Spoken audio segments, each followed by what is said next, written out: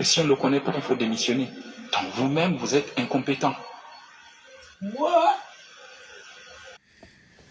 Une sortie du président Oligui Nguema du Gabon qui fait parler, qui fait le buzz en ce moment sur les réseaux sociaux, qui particulièrement m'a énormément touché. J'ai été énormément ému, voilà.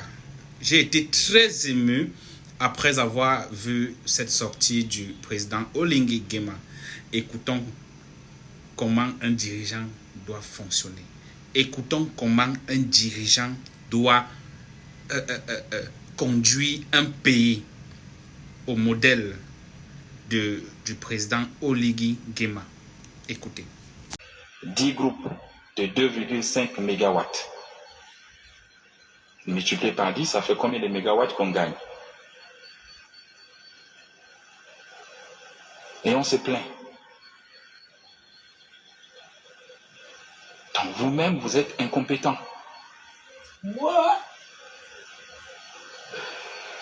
Et je ne peux pas être militaire dans ma carrière, on me livre 10 Kalachnikov, au bout de 2 mois, je ne sais pas utiliser. Ça veut dire qu'il y a un problème. Soit vous le faites exprès pour laisser les Gabonais dans le noir. Parce que tous autant que vous êtes diplômés de Polytech. Quand on regarde les CV, vous êtes tous des ingénieurs. Ou à moins que ces CV nous trompent. 2 mois, on n'arrive pas à brancher 10 groupes. Et là, nous avons encore 7 groupes supplémentaires à mer qui sont en train d'arriver. Ce serait la même chose. Donc pourquoi demander de refaire l'investissement, d'acheter des groupes si vous ne savez pas les brancher? Mais vraiment. Nous avons fait venir la centrale flottante, comme disait le ministre de l'Énergie. Elle est au large de nos côtes. Je pense que dans 2 mois, ils vont trouver des lignes pour la raccorder. Qu'est-ce que vous proposez à la place dans l'urgence? Au-delà des critiques, où chacun va sur les réseaux sociaux et faire ce qu'il veut. Donnez une solution pour qu'on puisse avoir 150 mégawatts dans les 2 mois. Donnez-moi une solution. Vous n'en avez pas. Mais vous êtes fort pour critiquer ce qui s'est fait. Vous êtes incapable d'applaudir les bienfaits. Nous avons fait venir 22 500 compteurs d'électricité qui sont déjà livrés et qui sont là. À terme, pour le Gabon, je pense qu'il faut 400 000 compteurs. C'est ce type de compteur que nous voulons maintenant. Vous devez me changer tous les anciens compteurs pour qu'on ne se retrouve plus dans la fraude. Si vous ne voulez pas travailler, laissez la place à d'autres. Et oui, au temps de Divungi, on n'a pas connu ça. Et je le dis. Regardez les images qui vous ont été présentées. C'est honteux. Et je veux même croire que vous faites boire des Gabonais de l'eau impropre à la consommation. Oui, quand on regarde les images, c'est bien ça. Et vous êtes contre. Si vous ne voulez pas travailler, laissez la place à d'autres. L'analyse que je vais porter à la sortie du président Oligui Nguema va être instituée sur 3 points. Le premier point, je vais féliciter le président de la République du Gabon actuel qui abat un très très gros travail. Il faut rappeler, Oligui Nguema est un militaire qui a pris le pouvoir après une élection biaisée et truquée par l'ancien président Ali Bongo. Donc, il a pris le pouvoir et depuis lors, il dirige le Gabon. Et je dirais que depuis qu'il s'y est installé, tout se passe bien. Il il essaye autant qu'il peut de fermer des robinets inutiles, de régler le pays et de donner le strict minimum pour ce que les Gabonais ont besoin. Donc pour ça, moi particulièrement, je lui transmets mes vives félicitations pour ce gros travail. Jamais je n'ai entendu un président diriger un pays et s'exprimer de la sorte face à ses directeurs généraux, à ses ministres, à tous ceux à qui il a confié des missions. Jamais je n'ai entendu. Si un temps soit peu, les personnes qui ont reçu des missions pour certains travaux de développement du pays respectaient les conditions qui leur avaient été confiées, l'Afrique serait un très grand continent.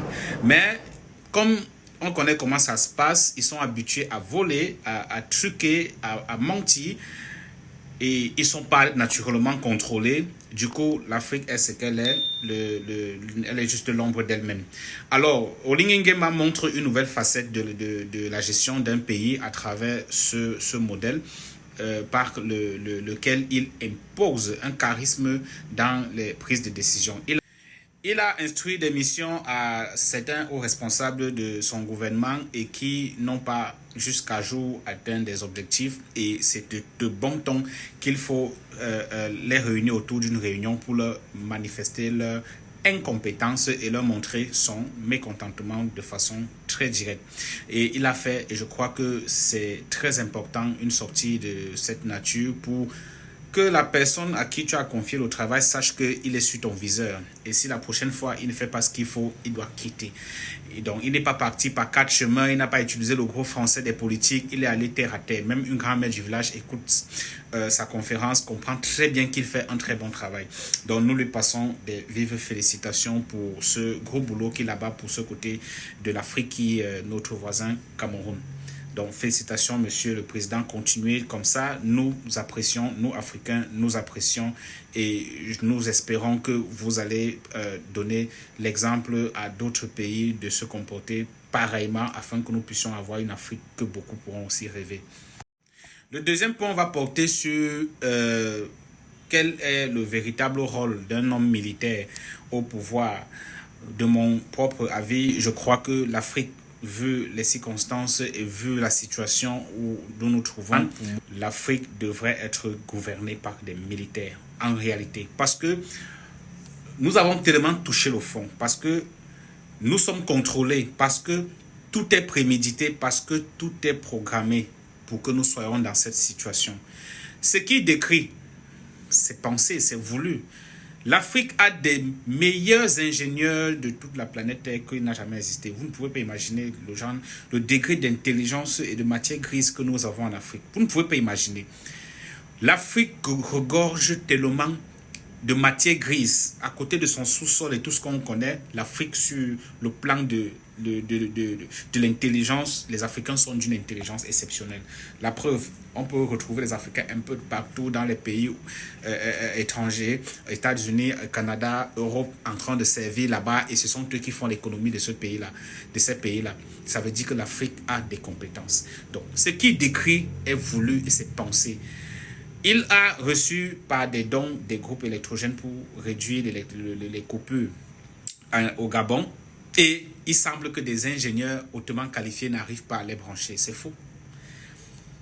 C'est faux. C'est faux. C'est pensé, c'est voulu, c'est prémédité. On se comprend. Donc, d'autres présidents qui sont sur le contrôle des puissances étrangères vont voir une situation pareille et laisser tomber. Je vais prendre rapidement un cas palpable avec ce qui s'était passé au Cameroun. Au Cameroun, le président Paul Biya avait lancé le programme pastoral des Bolova, vous le connaissez tous, je crois que c'était en 2011 à l'époque. Et des tracteurs sont arrivés, ça devait être un programme important pour le développement de l'Afrique sur le plan de l'agriculture. Et jusqu'à date, rien n'a jamais été implémenté dans ce projet, rien du tout. Qu'est-ce qui s'est passé? Si on vous montre les images de ces tracteurs à Bolova, vous allez avoir très mal. Pourtant, c'est des milliards de francs CFA qui sont sortis du contribuable camerounais qui n'ont servi à rien. Qu'est-ce qui s'est passé? Ça manque des ingénieurs qui vont pouvoir contrôler ça. Ça manque des ingénieurs agronomes qui ont la compétence pour donner des résultats. Non, ça ne manque pas. Il y en a tellement. Polytech en forme et beaucoup d'universités privées dans le domaine aussi forment. Je suis ingénieur et je sais de quoi je parle. L'Afrique regorge des talents exceptionnels. Mais tout ce qui se passe pour le sous-développement de l'Afrique est pensé et prémédité. Pensé et prémédité par les personnes qui contrôlent nos dirigeants à travers l'Occident et à travers l'Europe. Donc, ce que le président Oligui Nguema fait comprendre, c'est que à son niveau, c'est terminé. Et moi, je suis de ceux qui pensent que tous les pays devraient être gouvernés par des militaires. Moi, je pense que c'est le cas. Honnêtement, parce que, vu la situation, aucun civil ne peut redresser ce pays dans le sens normal du terme. Honnêtement. Les militaires sont d'une rigueur exceptionnelle et je pense que ils sont mieux placés pour imposer la façon dont les choses doivent être faites. Je prends le cas du Burkina Faso, les choses se redressent. Je prends le cas du Niger, les choses se redressent. Je prends le cas du Mali, les choses se redressent et voilà le Gabon, les choses se redressent. Prenons le cas du Tchad avec le fils d'Ebi, les choses se redressent. Les hommes en tenue sont ceux qui doivent occuper les pouvoirs en Afrique pendant au moins 50 ans. Je dis bien pendant au moins 50 ans, voire 100 ans. Les civils, ça ne vaut pas la peine. Chacun vient, il veut manger, il veut grignoter et il s'en va. Honnêtement, soyons réalistes. Soyons réalistes. Cette affaire de démocratie qu'on nous chante dans les oreilles du jour et nuit, c'est des conneries, c'est des histoires à dormir debout. Cette affaire qu'on appelle démocratie, le blanc a pensé ça pour finir avec nous. Le blanc a pensé ça et a conçu ça pour finir avec l'Afrique. Et Oligui Nguema l'a compris. Il l'a compris. C'est la raison pour laquelle il réunit son gouvernement et leur dit, si quelqu'un ne veut pas travailler, il dégage. Si vous êtes compétent, dégagez. Il y a tellement, il y a beaucoup de gens qui ont la matière grise capable de réaliser ce qu'ils n'arrivent pas à faire. D'accord?